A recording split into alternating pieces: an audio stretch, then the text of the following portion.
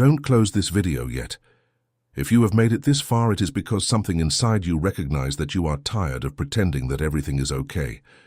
You have been fighting alone against a burden that no one sees, and today I need to tell you a truth that will disturb you before it sets you free. This pain you carry is not weakness. It is not punishment. It is not bad luck. Stay with me until the end, because what I am about to reveal could be the turning point you have been waiting for years. You have lost count of how many times you prayed for an answer, and silence was all that came back. You have felt forgotten in a line of blessings that always seemed to stop one step before reaching you. And even so, you kept standing, kept working, kept taking care of everyone around you while no one asked who was taking care of you. Today, that changes. You have been getting up every day, taking care of the house, work, family, holding on to a weariness that is not just of the body. It is a weariness of the soul. You smile at people, reply, "I'm fine, thank the Almighty," and inside you feel a loneliness you cannot even name. You are surrounded by people in the living room, in the family group, at work, and yet you feel as if you were on the outside of a glass pane, watching life happen without truly belonging to it. Have you noticed how certain doors simply close without explanation? An invitation that no longer comes, a project that falls apart for no apparent reason, a friendship that cools off out of nowhere, with no fight, no goodbye, just a silence that hurts more than any argument. You keep turning your own life upside down, looking for a fault that perhaps doesn't even exist. And the worst part, you have been pretending that everything is fine because stopping to feel hurts too much. After 35, this weight takes on a name that no one says out loud. The weariness of holding everything together. You hold up aging parents, growing children, a demanding marriage, a job that makes demands, and you still try to hold on to your own faith with hands that are already shaking. And no one asks how you are carrying all this. They ask if you have solved it, if you have handed it in, if you have achieved it. Perhaps you are the one who has always been the strong one in the family, the one who solves everything, the one others seek when everything collapses. But no one ever came back to ask who holds you when it is your turn to collapse. Perhaps you have delayed dreams to care for parents, delayed rest to raise children, delayed your own health to manage the house, and now, looking in the mirror, you feel that you have lost pieces of yourself along the way, and you no longer even know how to say exactly when it started. Perhaps you have prayed for a door for years, and when it finally seemed to open, something happened at the last minute and it slammed in your face. Perhaps you have seen people less dedicated, less honest, less careful than you move forward while you stood still, wondering what you did wrong to deserve so much delay.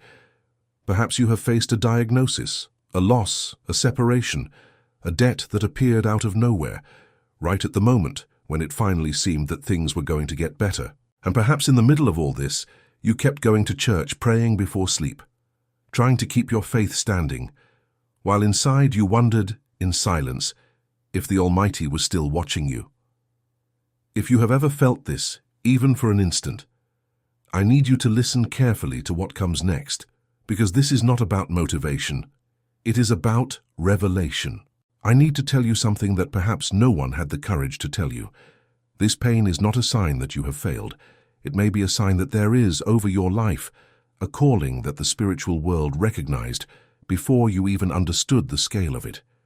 The word is clear in Ephesians chapter 6. Our struggle is not against flesh and blood, but against the powers, against the authorities of this world of darkness. This means that part of what you have been experiencing is not coincidence, it is resistance. The chosen one complex.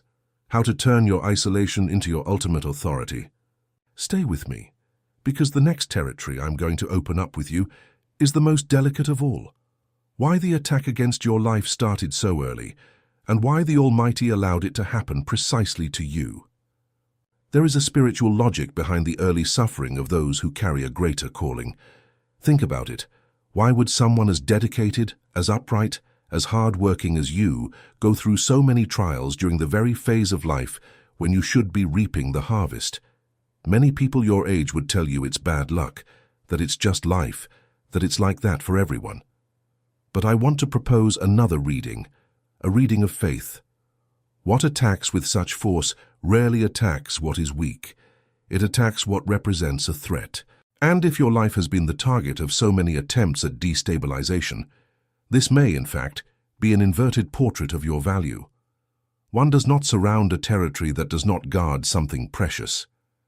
There is also something I call heavenly surgery, moments when the Almighty allows the desert, allows the silence, allows a certain distance from situations and people, not as abandonment, but as a time of preparation. C.S. Lewis, in his work, dealt with an idea similar to what he described as a severe mercy, the realization that the love of the Almighty sometimes hurts more than his absence would seem to hurt, because he loves us too much to leave us comfortable within a life too small for what he has designed. The desert is not punishment. It is a time of constructed silence, where the Almighty removes the noise around you, so that you can hear his own voice without interference. Romans chapter 12, verse 2 says that we should not be conformed to this world, but be transformed by the renewing of our minds. This means that a good part of the pain you feel today is the process of a mind being reformed to carry a purpose greater than it ever carried before. It hurts because it is being stretched. It hurts because the old you no longer fits inside what is being formed. And if you are feeling this constriction right now, I want you to understand one thing with absolute clarity. You are not breaking. You are being refined. And refinement always hurts before it shines. Think of Joseph in Egypt. Before he ruled, he was sold by his own brothers, falsely accused and forgotten in a cell for years. If you only read the middle of his story, you would think it was the story of a man abandoned by the Almighty. But the middle is never the end. What seemed like ruin was, in truth, the most direct path to the purpose he couldn't even see yet.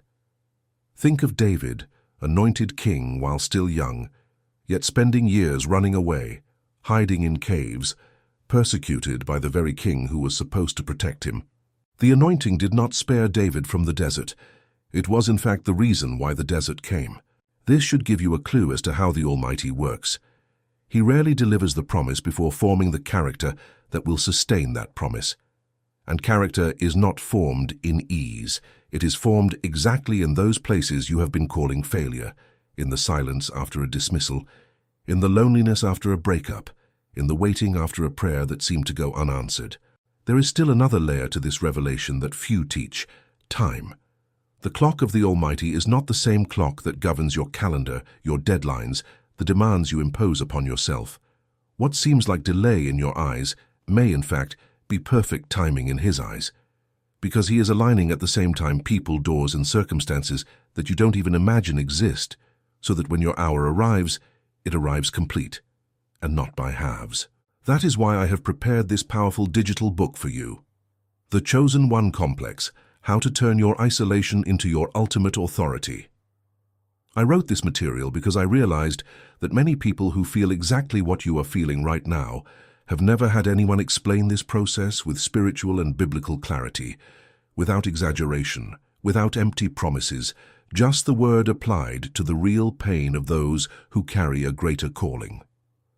Perhaps you have felt this calling before, in restlessness you couldn't explain, in a deep desire to serve something greater than yourself. This book exists to help you understand this process and protect your faith in the midst of it, because those who do not understand their own calling live in confusion, and confusion is fertile ground for discouragement. The link is in the description and pinned to the top of the comments in case you feel the time has come to dive deeper. If this word has touched your spirit right now, write down below: I heard the calling. But do not let your guard down yet, because the next territory I need to open up with you is the one that hurts the most: your inner circle. There is a specific loneliness, difficult to explain to those who have never felt it, the loneliness of being surrounded by people and still feeling alone. You must have already noticed that as you began to change, some relationships started to cool off without a clear reason. People who were once close drifted away. Conversations that once flowed became empty. And you kept wondering what you did wrong, when perhaps the answer is simpler and harder to accept. Not every person who walked with you in the previous season of your life was called to walk with you in the next one. This does not mean you need to cut anyone off, cast anyone out, or judge those who were left behind. It simply means you need to stop feeling guilty for growing. You can love the people from your past and still recognize that the Almighty is leading you to a place that requires less noise and more discernment. This is called spiritual maturity, not abandonment. Discernment is one of the most underrated tools in a life of faith. It doesn't teach you to run away from people.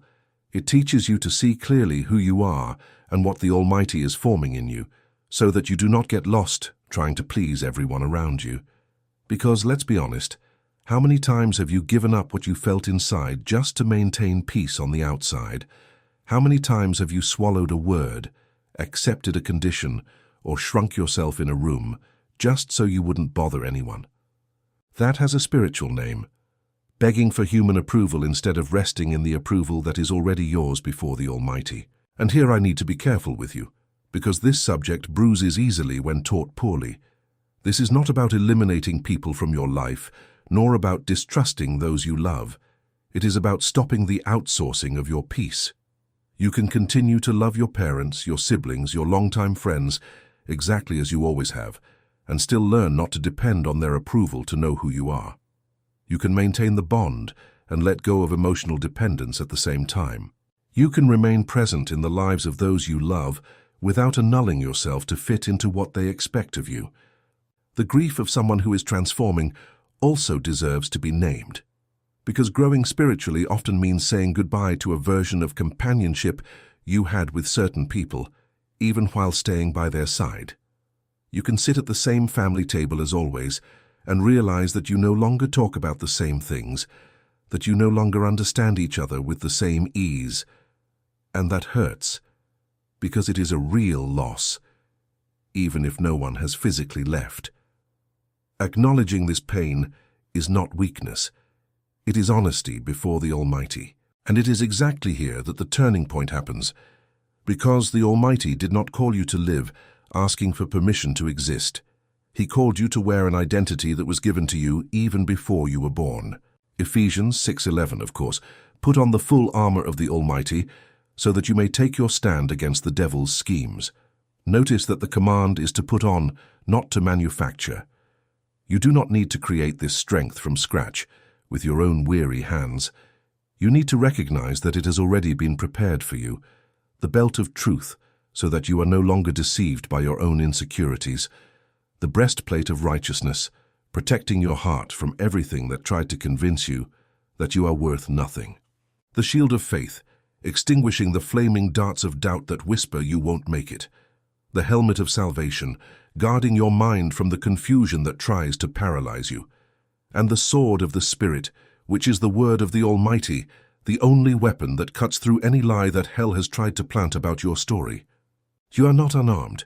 You simply forgot that you were already dressed. Putting on this armor is not a distant ceremony, reserved for solemn moments. It is a daily, almost silent practice. It is waking up and, before checking your phone, before hearing the first demand of the day, remembering in a low voice who you are in Christ. It is in the middle of a difficult day when the thought comes telling you that you are not capable, responding with the word instead of responding with fear.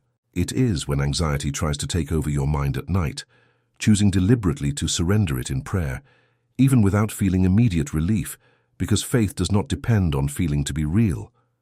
This requires discipline, and discipline in a time of such haste has become almost an act of spiritual rebellion.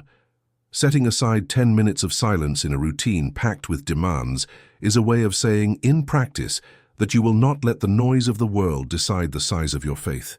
Small habits, sustained with consistency, are what turn a truth heard in a video into a truth lived in your routine. There is a promise in Revelation 3:8 that I want you to keep. See, I have placed before you an open door that no one can shut. Think about that for a moment. All those doors that closed in your life, the ones you didn't understand, the ones that hurt, they didn't close the main door. They only cleared the path so that the door the Almighty opened for you wouldn't be contested by those who shouldn't be there. What was meant to be yours, no one can lock. And what they tried to lock, in truth, was never really yours. This changes the way you look back, doesn't it? Every rejection, every silence, every no that stung begins to make sense within a larger story that you hadn't yet seen from above. Notice also that this same passage in Revelation speaks of a church with little strength, yet it kept the word and did not deny the name it bore. It wasn't the strongest church, nor the most numerous. It was the one that remained faithful even while small, even while tired, even in the face of circumstances that seemed larger than itself. And it was precisely to this church that the open door was promised. This tells you something important. You do not need to be the strongest, the most talented, or the most prepared to receive the promise. You only need to remain faithful in your small portion of strength, even when it seems insufficient. And now I need to ask you a direct question. No beating around the bush. How long will you continue to shrink yourself to fit into spaces that have already fulfilled their role in your life? How long will you postpone your own authority because you are afraid of bothering those who no longer walk at the same pace as you? A chosen one is not someone without scars. It is someone who has learned to walk even while carrying the scar, because they understood that the pain did not have the final word on their story. The Almighty did. You were not called to live small. You were called to live awake. And waking up hurts because it requires you to stop anesthetizing yourself with comfortable excuses and start facing who you really are. Notice one thing. Throughout all this time that you have felt forgotten, alone, and behind, the Almighty has never stopped working behind the scenes of your story. While you were weeping in the silence of your room, He was already moving people you have yet to meet. While you felt rejected by those who should have supported you, He was already preparing those who will clearly recognize the value you carry. Nothing you have experienced has been wasted. Every tear has been recorded. Every sleepless night has been seen. And every seemingly unanswered prayer is being woven into an answer greater than what you asked for. And perhaps the question that remains now is no longer why did this happen to me, but what will I do with what I have learned? Because a calling recognized and ignored becomes a burden, but a calling recognized and embraced becomes a mission. The difference between the two is the decision you make right after hearing a word like this. That is why I have prepared a powerful digital book for you. The Chosen One Complex: How to Turn Your Isolation into Your Ultimate Authority. If you have made it this far, something within you already knows that this message was not by chance. This material was created to help you understand, with biblical depth, this journey you have been living in silence, and to give you practical tools for prayer and discernment to protect your faith and your family during this process. The link is in the description and at the top of the comments. Do not let this calling grow cold like so many other things have. I want to close this video with a final word, because everything I have said so far would make no sense if you simply listened and returned to the same posture as before. This journey you have just taken with me was not a coincidence. It was a calling. And a calling heard is a calling that demands a response. You can no longer return to the same environments where you shrunk yourself, pretending you do not know what you know now. You can no longer beg for validation from those who were never willing to walk with you until the end. You have received a clarity today that carries responsibility. Now you know that the pain had a purpose, that the wilderness had a function, that the armor is already yours, and that the door the Almighty has opened, no one in hell has the power to close. There is a difference between surviving a difficult season and being transformed by it. Surviving is just continuing to breathe until the day ends. Being transformed is coming out on the other side, seeing your own life with different eyes, carrying a firmness you did not have before, a peace that no longer depends on the approval of those who passed by you and moved on. You can choose today which of the two will be true for you from now on. I know it is easier to close this video and return to your routine as if nothing had been said.